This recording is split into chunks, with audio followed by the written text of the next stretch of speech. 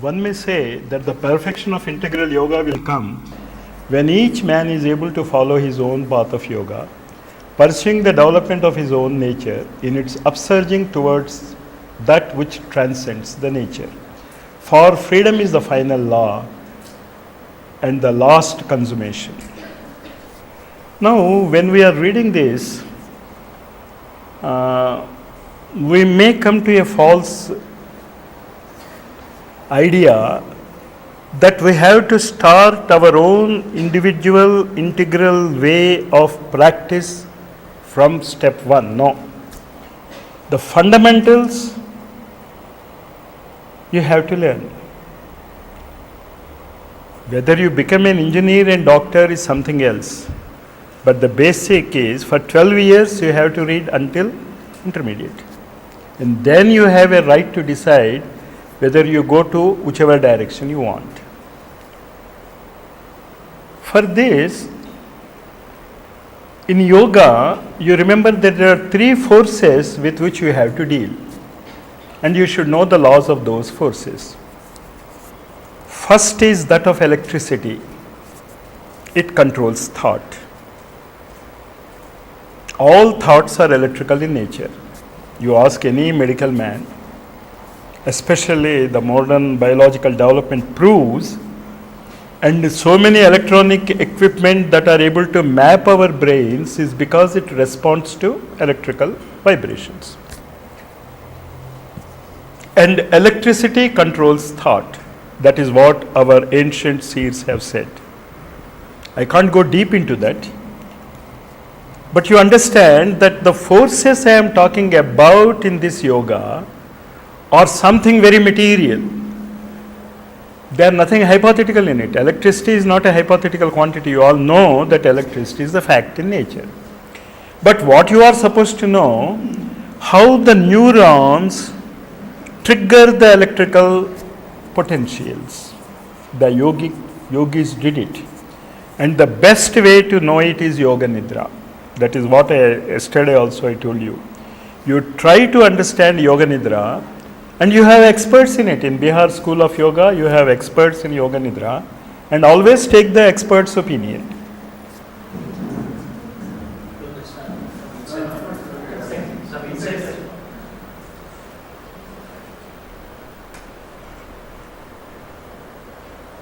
So one is electrical in nature. You should know the laws of electricity.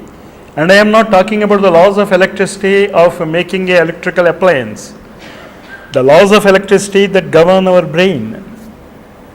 And then you should know the laws of prana.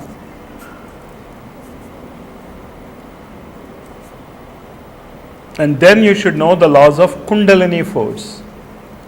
Kundalini is the most material force in nature. Most material force. So these two we have to learn. Mastering prana as a force and its laws, and then Kundalini as a link between the pranamaya kosha and annamaya kosha, where I told you about the 5 chakras and the 5 groups. And now you try to understand this point also. As evolution goes on, what once upon a time was done by one man or a few people is now being done by hundreds of people. In offices, in factories, wherever you are, it is the group that is being responsible for any result. If you want to read, you have groups of educational institutions. If you want to earn a living, you have a group of offices. Yesterday I told you about the 5 types of people. And these 5 types of people have to come into a group. That is most important. That is what you have to learn. A group approach. The 5 Pandavas are now not 5 people, but 5 groups of people. And these 5 groups of people, if they can harness these 3 powers, the electrical power in our brains, or in the nerves, the pranic power in our blood and prana, you know they are equal. If the blood count falls down, life energy ebbs away. And then your physical body, Annamaya Kosha, Kundalini. So these are the three specific powers which you should master before entering into the integral way of your own development. Your brain is different from my brain, but the functioning of your brain and my brain is equal. Understand, it is only a difference in training. So if you want to understand the brain power, before you have your own path in integral yoga, you should know how your brain works. That is what is known as Sahasrara Siddhi. Sahasrara means brain. So these we forget. This we have to follow the old technical formulas. You can't change the formula of electricity. Even if it is working in your nervous system, the same rules apply. The Faraday's laws are there, the Ohm's laws are there, they apply there also equally. So before you enter into the integral yoga, you should know about your brain and how it functions, your nervous system. And you should know about your blood, your prana, how blood is linked with desire. You have to learn it, we have forgotten them. And then most of all, you should know the tremendous material energy. Most material energy, Kundalini, is earth energy. So for that you have to learn the Shastras traditionally. Integral yoga will later tell you how your individual brain, blood and physical body has to be developed individually. Right? So this gap we have to fulfill. We have to fill this gap. Because wherever we speak about the integral yoga, we do not give these details. We accept that they know. Just as when I go to a BSc class, I generally don't talk about the intermediate level I say you have already read. Technically, of course, you have already read in your past lives. I have no doubt about it. And I know about it, that you know it. But you have to remember it. And it is not very difficult. Within few months, if you can apply your mind, you can have what I mean by the Sahasrara Siddhi. And you should know what giving blood means. In one of the ancient scriptures it is written, until you wash the feet of your Guru with your heart's blood. So what does it mean that you have to, it means something. It means about the prana, the pranic force, and then the Kundalini force, and of course the thought force. Next slide. We understood that we have to understand in the modern technology what I call the endocrinology. Endocrinology are the 7 centers. Actually what our chakras say and what endocrinology says is one and the same thing, but endocrinology says only about 0.5%, whereas our chakra knowledge talks about 1000%. I don't know if I can use that word, but I think I convey the meaning. If endocrinology now talks about the chakras, about 0.5%, what we have in our Shastras is 1000%. But you have to read it. And Sir John Woodroffe, he has another name also, Arthur Avalon. He has written wonderful books on this Kundalini Shakti. You have to read them. And then about the prana, about the blood, and how the blood is developed, how blood becomes the food to the child in the mother's womb. You have to learn all those things. And of course about the Kundalini thing, it is only what Sri Aurobindo says, the ancient scriptures talk about the ascent of Kundalini. And in Sri Aurobindo's yoga, you use Kundalini as a descent. That is, there is also a change in that. Because it is the divine which pours down the chakras and transforms the chakras. In individual sadhana, you give the pressure and open the chakras. But when the higher power comes, you don't think you need much time. If you are really very sincere and you are a vegetarian, mind you, I am stressing it as a condition for chakra evolution. You just can't say no. If one man wants to be a good singer, he should not take cool drinks and ice creams. He says, no, I will take it. You take it, you can't become a good singer. So I am not talking it as a class for vegetarianism or a campaign for vegetarianism. If you want your kundalini to open up, you have to be a vegetarian. If not, the kundalini will not open. Luckily for you. Next. Your desires are working. Where your physical body does not want to cooperate, and what should you do? You should tell all of them, go to hell. But we will go to heaven. Next. The personal will of the sadhaka has first to seize on the egoistic energies. This is very important. When we talk about in yoga, about being egoless, it doesn't mean that you should goodbye to yoga. Your egoistic energies must not work. Do you understand the difference between egoistic energy and ego? Egoistic energy is, I don't like this, therefore I will see that it will not happen. It is egoistic energy. But what did I say in the beginning? All life is yoga. If you don't like something, try to understand why that dislike is. Do you understand the difference? In the egoistic energy, you want to dominate the situation, and if you don't like that situation, and if you can't dominate the situation, the only respite you have is to go away from that situation, to run away from that situation. That is what Arjuna wanted to do, the egoic energy. And very clearly Sri Krishna said that it is your egoism which is coming in the way, it is not your compassion which is working. So you should know where the compassion is working and where the egoistic approach is working.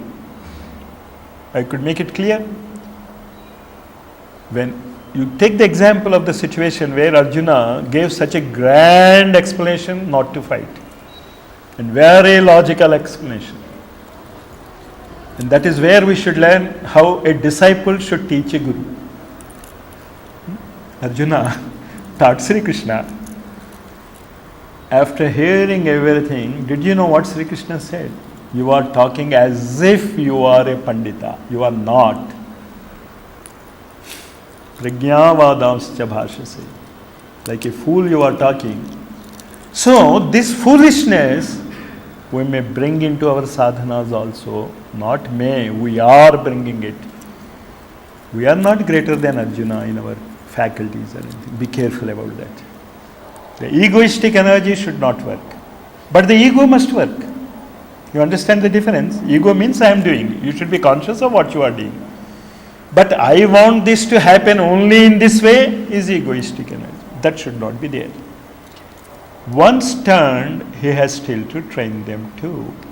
Now we have understood all these things. But now, just hearing and understanding is not enough. What you have to do? You should recognize it always in whatever you are doing. Then, you should accept what it says, not what your ego says. And then, you have to follow it. The first two, many of us do it. We recognize what we are supposed to do. And we accept also, yes, you are right, we should do like this. But following becomes the problem. But all the three must be there. Next. Well, that means like divine. Divine. Just as the supreme Shastra of integral yoga is the eternal Veda, secret in the heart of every man. Now this is a very, very tough mantra. Very tough because it means something, but actually it points somewhere else. It is like the Chandas in Vedas. Do you know what Chandas is? Chandas means which covers. Just like a plastic cover covers the current. But if you don't have the plastic cover, the current becomes very dangerous. So the secrets of the mantric vibrations are covered by a chanda, a group of words. This is such a group of words. Just as the supreme Shastra of integral yoga is the eternal Veda secret in the heart of every man, Sri Aurobindo talks about two vital beings in the heart, one in the front and one in the behind. Very peculiar thing he talks about. That is here what is meant. I am just giving a hint because if you want to explain this and go into it, it becomes a long process. But what it means is, try to understand the heart. Heart means the life of a principle. Our heart is the life of our life, is it not? So, what is the life of integral yoga? What is the life of integral yoga? Surrender. You have to surrender first to the heart. And when the heart speaks, the mind shuts down. You always remember, when there is a fight between the mind and the heart, it is always the heart which wins. Always. And now, when the heart wins, you can find the inner guide, the Jagat Guru. But only when you surrender to the heart. Don't surrender to the mind. And it is so simple. Yesterday I have given you that meditation. Sri Aurobindo here, Mother here. But don't try make it mechanical. You feel the pressure of the mother. And then you should understand what mother is. And if you say the figure, the physical phenomena, what we are able to see with the physical eyes is mother, you are wrong.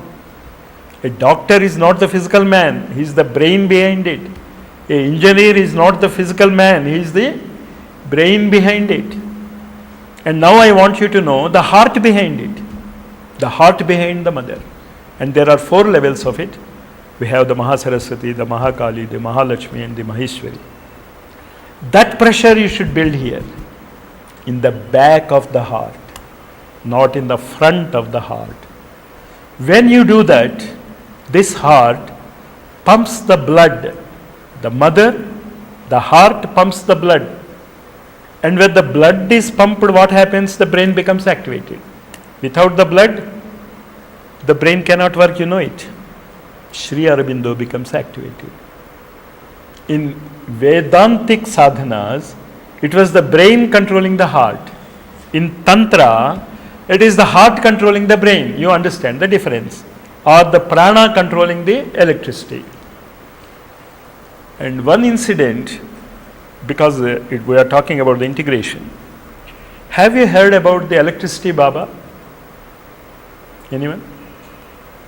Ganapati Satchidananda Swami in his younger days was known as the electricity Baba. He used to catch the high tension wires with his hands.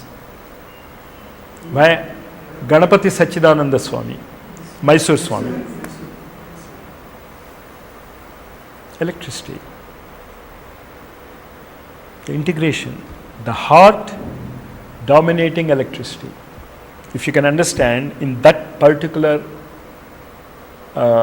I can't say it as a miracle. Experimental? He did it. Experimented. Many times they have shown it. Many times. That is integral.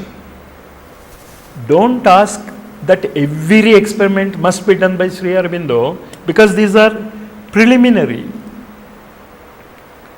Heart dominating brain is not integral yoga, it is much below integral yoga. But you have a proof. That is what we have to integrate. You have to integrate these sadhanas of Ganapati Satchidananda Swami as a proof of what he is telling here. The same scientist cannot do all the experiments. You have to integrate them. That is why science grows, because it integrates all scientists. And why spiritualism doesn't grow is it doesn't integrate anyone. But you have to be careful about it. Next, by the inpouring of, I didn't explain to it. I just evaded it and I am honest about it. Huh? Sometime later. Because it takes much time to understand a brain and a heart and how it comes out like a Vak. Vak Shakti is the prerogative of only human beings. And only a human being can unite heart and head. And when heart and head unites, immortal, you should know what is the beauty of Vak Shakti? His experiences we need not repeat. He has given it in words. If you can understand it, you become he. If you understand the Einstein's law, you become Einstein. If you understand engineering, you become an engineer. Then if you understand these books, you will become Sri Aurobindo. But that doesn't mean that Sri Aurobindo was a simple man. If you understand Einstein's law in 10th class and say E is equal to mc squared, that doesn't mean that the 10th class student is greater than Einstein. It only means that once a great man discovers a law, it can be given out by the union of head and heart through Vak. That is what Chandas is. Every Vak is a Chandas. And if you are interested, if someone who is very much interested in Savitri, how many lines are there? 23,700 something lines. 823 lines are there. In Gayatri Mantra also, you don't have 24 levels. You have 23 and a half. And if you can interpret Savitri as an explanation of Gayatri, and what is Gayatri? These three forces. The electrical force, the pranic force and the kundalini force combined is Gayatri. And where is he? It manifests as the sun. So in sun, you have all the three forces coordinated. The Aditya Hrudaya explains that in Chandas. In words means in Chandas.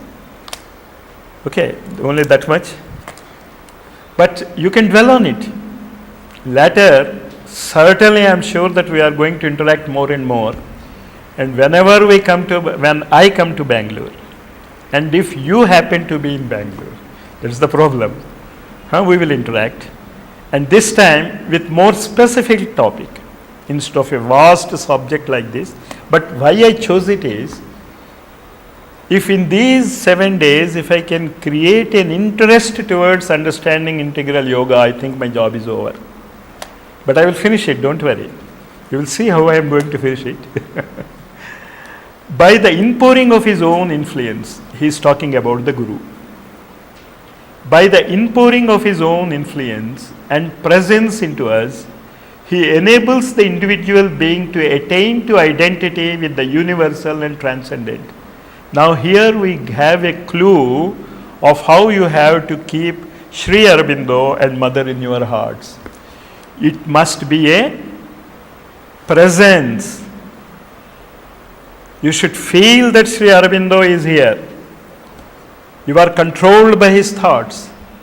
Just as when you are an engineer, you feel the presence of all the engineers, is it not? When you are reading chemistry, it is the presence of all chemists which made you a chemistry man. In that way, the books by Sri Aurobindo, of course, I am not referring to Mother because Mother is multifaceted and Aurobindo is only 3 facets: Synthesis of Yoga, Life Divine and Savitri. If you can read it, try to read it as you read a difficult subject. Don't turn away from it because it is difficult. It is not difficult. Nothing is difficult, because if one man has realized it, it means it is simple. The first realization is always difficult. If one scientist can give you a formula, Entire people who have that particular training can understand it, irrespective of what they are. The same thing is here. Irrespective of what you are, if you can put your brain, Sri Aurobindo's presence, that means his literature, it should be in your fingertips. Before you go to a practical examination, the theory is in your fingertips. And mother here, not an image of mother, her presence. And what miracles her presence does, you know it. It is difficult, sir. It is not at all difficult. It is difficult not to have that experience. If you don't run away, at least for a few months you practice it with what? Patience, tremendous patience. You will get the result. Next. The inner guide is often veiled at first by the very intensity of our personal efforts. Sometimes we miss it because the intensity of our efforts. So we are dominating the gurus. Don't dominate them. And by the ego's preoccupation with itself and its aims.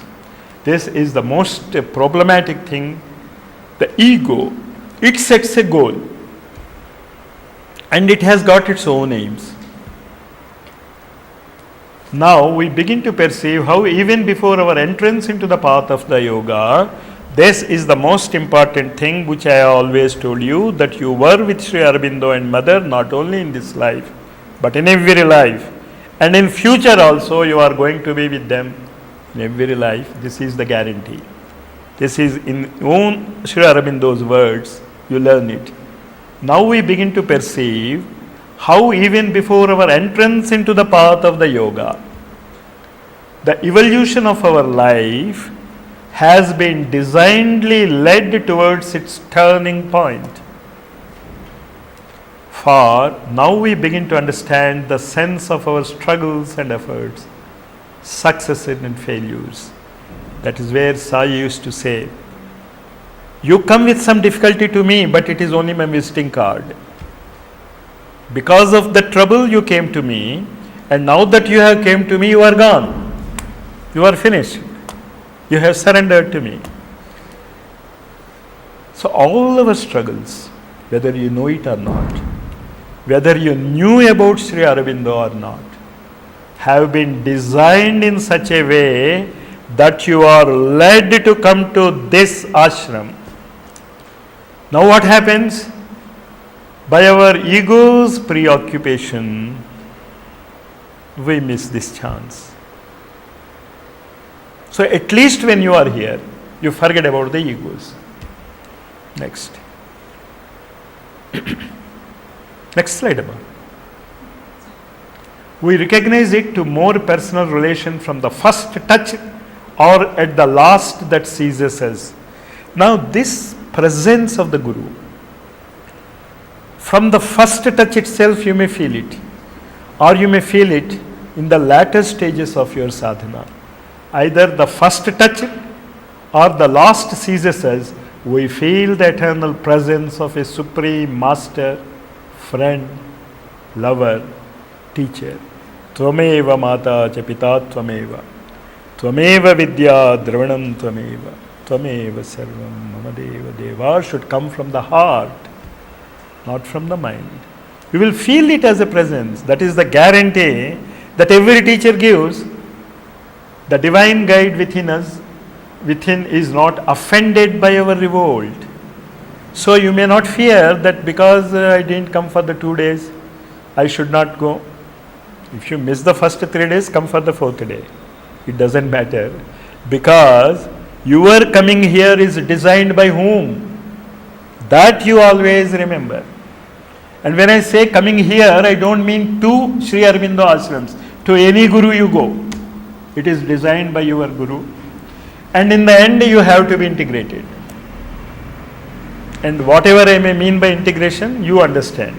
In the end, the final result is all gurus must be integrated with the Jagat Guru that is in your heart, not the outer guru. But the outer guru has his designs, just as we have our designs on the guru. The divine guide within is not offended by our revolt, not discouraged by our want of faith or repelled by our weaknesses. He has the entire love of the mother and the entire patience of the teacher. Next slide. While it is difficult for man to believe something that is unseen within himself, it is easy for him to believe in something which he can image as extraneous to himself. Why a physical guru is required? Because in the beginning it is very difficult to find the inner guru. Until you get the inner guru, the Jagat Guru, you have to base on a external guru. A living influence, a living example, a present instruction is real. Present means the instruction which is useful for the present day times. What was given in olden days naturally has to be remolded and refashioned. For it is only the few who can make the past teacher and his teaching, the past incarnation and his example and influence a living force in their lives. So a living guru is required if you can find it. But if you don't find it, don't worry, the inner guru will guide you. Next, teaching, example and influence. These are the three instruments of the guru. He has to teach you and he has to set an example and then influence. But the real guru, the influence is more important than example. His presence, that is why I say, you imagine Sri Aurobindo here and Mother here, the presence is most important than example. Influence is not the outward authority of the teacher over his disciple, but the power of his presence, of the nearness of his soul to the soul of another. You should feel the nearness not of Sri Aurobindo's physical body, his soul, and you remember, soul is all pervading. So if you want to feel his presence, you can feel his presence because he is an expert in giving you the presence. He knows how to give the presence. But what comes in between? Our egocentric attitudes. There you have to practice. Infusing into it, even though in silence, that which he himself is and possesses. This is the supreme sign of the master, for the great master is much less a teacher than a presence pouring the divine consciousness. This is what we mean when we talk about the Guru, Mauna Vyakhya. In silence he explains. If you want a long discourse from the teacher, it is wrong. It is his silence which tells you. That is what we call by the Mauna Vyakhya. And it shall also be the sign of the teacher of integral yoga that he does not arrogate to himself guruhood in a humanly vain and self-exalting spirit. This is a warning for those who are reading. If you want to be a teacher of integral yoga, be careful. You can't. Because you have to go into the heart of the, and if you go into the heart, you can't be here. So, yoga, that he does not arrogate to himself guruhood in a humanly vain and self-exalting spirit. His work, if he has one, is a trust from above. He is a man helping his brothers, a child leading children, a light kindling other lights, an awakened soul awakening souls, at highest a power or presence of the divine, calling to him other powers of the divine. Next. Very useful. Very useful. That is the true meaning of the Guru. All of us must remember this. If you want to surrender to the Guru, who is that most Jagat Guru? Is that Chara, which gives you the full meaning. And once I heard a story from Rajneesh. He said, if you want to become Jagat Guru, there is a shortcut. For yoga sadhana, there is no shortcut. But if you want to become a Jagat Guru, there is a shortcut. He said, you pay one man, say 100 rupees, and he should tell that you are his Guru. And his name must be Jagat. Then you will be Jagat Guru. A shortcut. Then we come to the Kala. The ideal attitude of the sadhaka towards time is to have an endless patience. So, can I just ask this one? So, Sri Aurobindo, that means in his time, he never told anybody or initiated anybody in the normal sense of Diksha that he said. So, which means, or does it, that in true sense, he alone is Is- an integral guru. Integral Jagat Guru. Jagat. Right. He No alone doubt about it. integral. There's no doubt about it. That is why I say after integration, who remains, I don't know.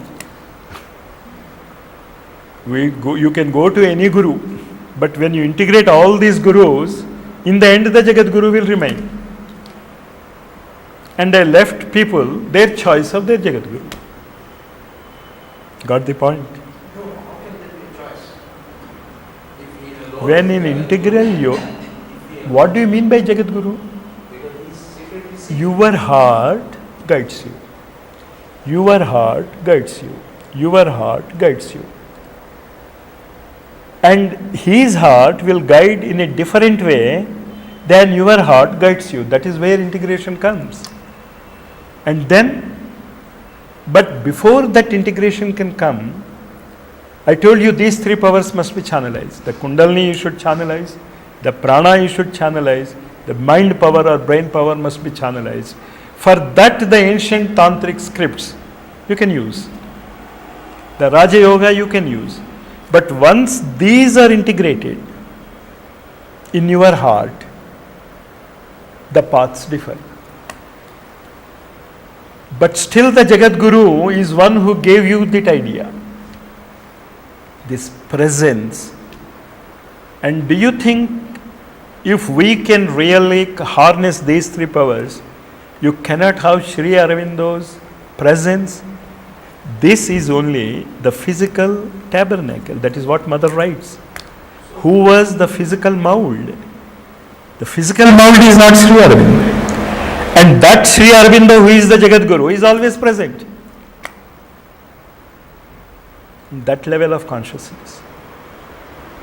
So presently is Jagat Guru, he being what he is now, and Has his own designs on him. correct. You remember that? And are the emanations from him? From him, you can call it, but Yes. when you say an emanation, you are coming to the material level. You should always think in the divine level. Until mind, the problem is there. When the mind is still, the reality happens. That is where he says, with mind we acquire knowledge, but in intuition, no knowledge is acquired. Already the entire knowledge is there. And now how can you say that if he is getting some knowledge and you are getting other knowledge, it is from different sources? Is not what we think as one. Right? Right. The ideal attitude of the sadhaka towards time is to have an endless patience as if he had all eternity in his fulfillment, and that to develop the energy that shall realize the now, and with an ever increasing mastery and pressure of rapidity till it reaches the miraculous instantaneous of supreme divine transformation. So one is instantaneous and the other is as if you have a lot of time. And instantaneous means eternal now. Next. Self-consecration. So when you have these four qualities, we have now. We understood it. We have these four. The first is the Shastra. The second is the Guru. The Utsaha. The third is the Guru. The fourth is the Kala. Then what is required is you have to surrender, self-consecration, Atma Samarpana. How to go about it? All yoga is in its nature a new birth.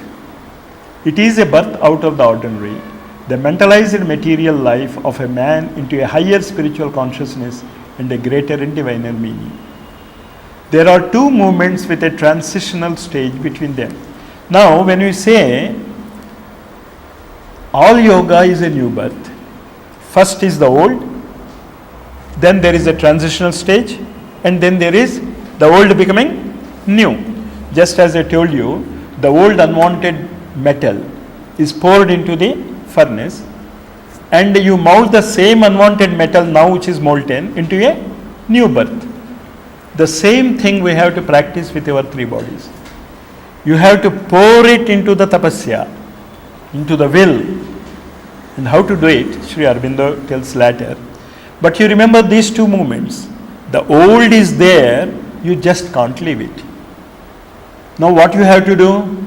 The old has to be molded. The process of molding takes time. And when once it is molded, the old will not remain. It will be a new birth. In the first period, he has to work by means of the instruments of the lower nature, but aided more and more from the above. Right? Next. But in the latter transitional stage of this movement, our personal and necessary ignorant effort more and more dwindles and a higher nature acts. The eternal Shakti descends into this limited form of mortality and progressively possesses and transmutes it, and in brackets what mother said, it can become immortal. It can become immortal, the physical body. You just extrapolate it. What is written here, you just extrapolate it. Is it clear? The eternal Shakti descends into this limited form of mortality and progressively possesses and transmutes it, and finally immortalizes it physically. Underline it. Many people try to explain it away with the psychic being who remembers all these past lives. That already is immortal, you did not make it immortal. This physical body has to be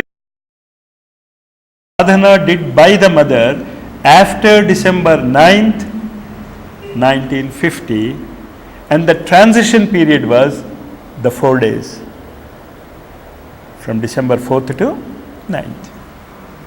In the second period, the greater movement wholly replaces the lesser formally indispensable first action, but this can be done only whenever self-surrender is complete. Self-surrender or self-consecration. Surrender is a thing which we practice. Concentration is which we give, we consecrate it. You understand? Atma Samarpana is self-consecration. Next.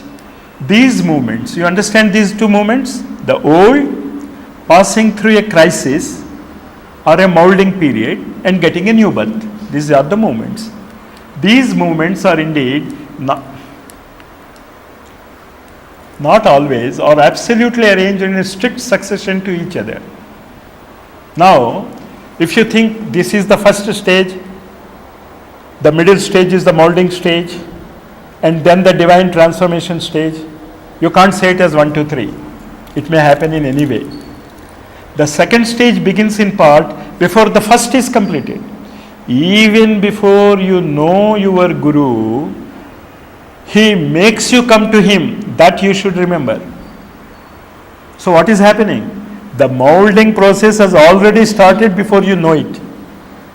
And even if you don't accept the Guru in the first few years, and many times I have heard about this from many people, had I been a bit more conscious when I first met him. Now you are hearing it, be more conscious. The second stage begins in part before the first is completed. The first continues in part until the second is perfected. The last divine working, this is really the goal of our Karma Yoga, can manifest from time to time as a promise before it is finally settled and normal to nature. And this divine working is what exactly happens when you sleep. Yanisha sarva bhuteshu tasyam jagartir sanyami. If you know the real process of science, you can understand how the divine working works in sleep. Many doctors say that sleep is the best healer. Many times in critical cases I have heard, I have been in touch with many doctors, and sometimes I find that I am always involved when a crisis comes in life. And always the doctors who attended the patient say, if he can sleep, he is cured. So sleep is the divine touch. And how we throw it away? By going to pubs. Of course, we don't go. By going to the second shows. Or something where we don't give the true respect that is to be given to sleep. Unfortunate. And a man in the integral yoga path should respect his sleep and his sleeping hours. Next. The Supreme has laid his luminous hand upon the chosen. Many people ask me, how do I know that I am chosen? Your question itself says that you are chosen, don't you? When I give a question, write about Niels Bohr's theory. What is the answer? Niels Bohr's theory. Write about Dalton's law. That is the question. What is the answer? Dalton's theory. Am I chosen? What is the answer? You are chosen. As simple as that. So if you have that question, it means you are chosen. Our examination papers prove that conclusively. Is it QED? The sadhaka of integral yoga has to bear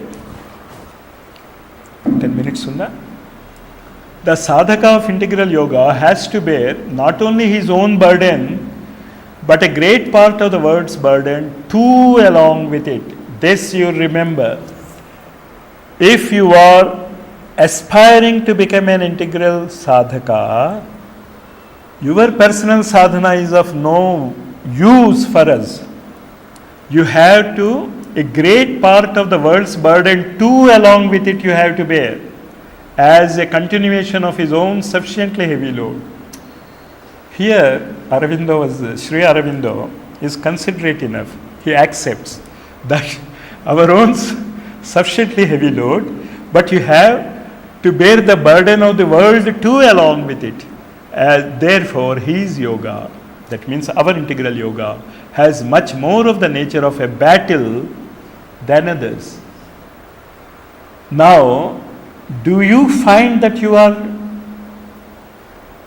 in a middle of a battle while doing this sadhana? If that feeling doesn't come, you have to go to the old and practice all those things which I have told you about the heart, about the blood, about the mind, and about the kundalini. Once you can integrate them, you will understand you are in the midst of a battle. That is why Rama Ravana battle, Kaurava Pandava battle. Next. But this is not only an individual battle. No military man fights an individual battle, you understand it? So no integral yoga fights an individual battle. It is a collective war waged over a considerable country. When he says country, he means not only a geographical country, but also the pranamaya plane and the manomaya occult planes. You have to fight in those planes also, not only in the physical plane. He has not only to conquer in himself the forces of the egoistic falsehood and disorder, but to conquer them as representatives of the same adverse and inexhaustible forces in the world. When one discovers a law in science, in his mind, it can be utilized by all. So, when you can understand the integral yoga, it becomes useful to all. Because in himself, he contains the universe. This is another mantra. Pindanda is the Brahmanda. Dehe Devalaya Prokto. Because in himself, he contains the universe. Next. Victorious in the struggle, we can compel. You underline that word compel. We are not begging anybody. What happened? We are compelling me to stop? Victorious in the struggle, we can compel earth herself to be an aid towards our perfection and can enrich our realization with the booty torn from the powers that oppose it. Now, there is a Puranic confirmation of what he has written here. Whenever planet Earth is burdened with sinners, it goes and it prays. And what does Vishnu come? Say, he will come down and the powers which oppose are removed. And that is exactly what is happening since 1950. And 2011 is the deadline for the opposing powers to vanish from the planet Earth completely. It is imperative to exchange this surface orientation for the deeper faith and vision. That is where we require, when I say since 1950 to 2011, you should have a deeper conviction, because I can't give my conviction to you. But what I can say, this is the authority. And I will show you the authority in the next slide. It is imperative to exchange this surface orientation for the deeper faith and vision, which see only the divine and seek only after the divine. The next need is to compel all our lower being to pay homage to this new faith and greater vision, that is self-consecration. Surrender your thoughts, your desires, and your actions. Next. This is what is the confirmation. These are the words of the mother. You recognize what is this? It is written where? To thee who hast been the material envelope of our master. Now you got your answer? Material envelope. To thee our infinite gratitude. Before thee who hast done so much for us, who hast worked, struggled, suffered, endured so much. And once he has worked, struggled, suffered and endured, you need not work, struggle, suffer and endure. Can you understand that? That when a scientist suffers and endures and gives you a law, what you have to do is to just read the law and apply it. Before thee who hast willed all, attempted all, prepared, achieved all for us.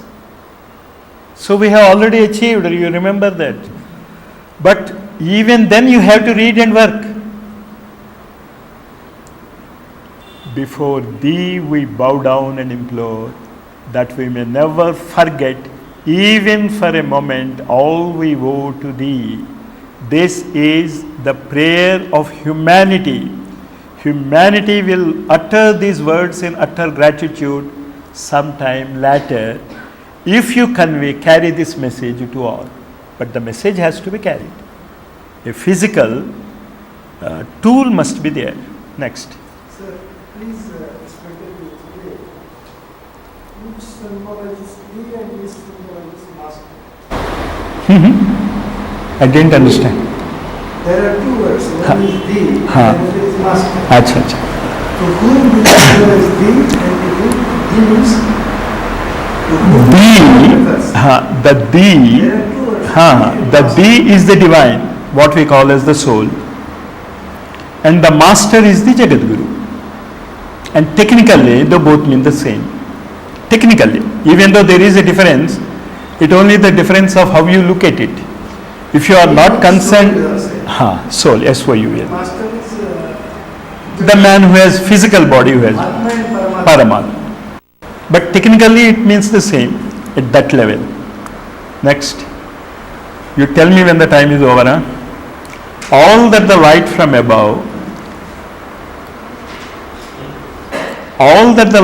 above, asks of us that it may begin to work is a call from the soul and a sufficient part of support in the mind.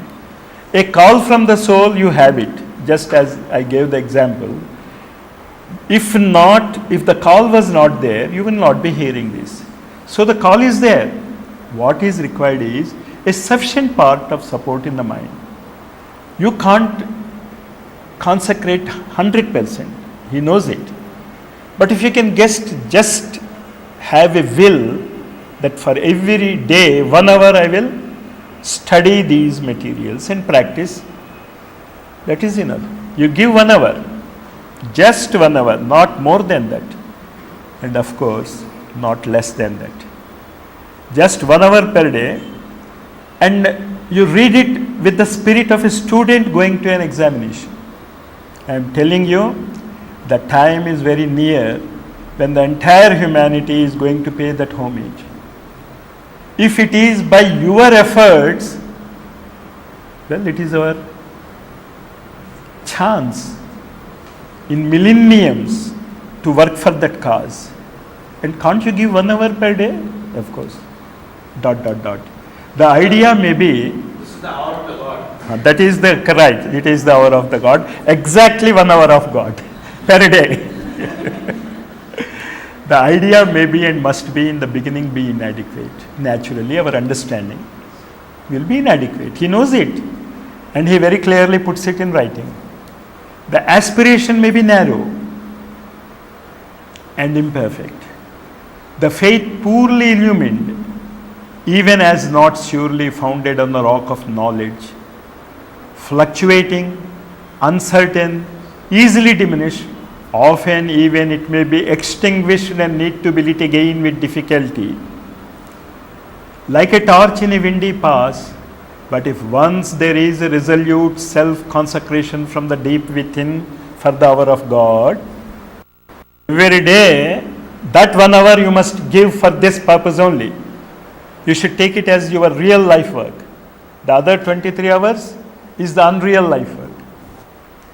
But if once there is a resolute self-consecration from deep within, if there is an awakening to the soul's call, these inadequate things can be a sufficient instrument for the divine purpose. Next.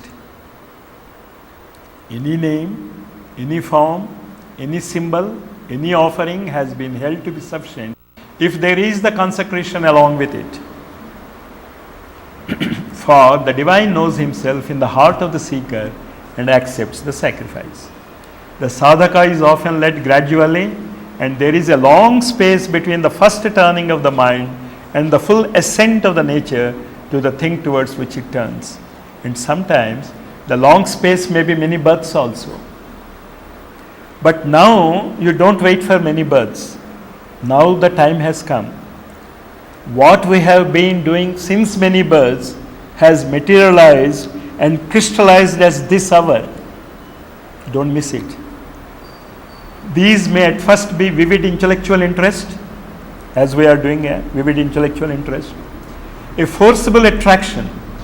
Some of your friends may pull you to come to this class. You are coming here not because you wanted to. You think your friend is pulling you, but it is your friend who is working as agent of the divine. You try to see that. A forcible attraction towards the idea and some imperfect form of practice. Next. Or perhaps there is an effort not favored by the whole nature, a decision or turn imposed by an intellectual influence. You are understanding these words, I need not explain. Or dictated by personal affection or admiration for someone who is himself consecrated and devoted to the highest, your own guru. In such cases, a long period of preparation may be necessary before there comes the irrevocable consecration, and in some instances, we don't read it. At least I won't read it. There may even be a recoil to the lower life, what is called in the ordinary parlance of yoga, a fall from the yoga, from the path. This is what Arjuna asks Sri Krishna. What happens to the yoga bhrashta? Continue. 1 minute, we'll leave it. Jai Gurudev.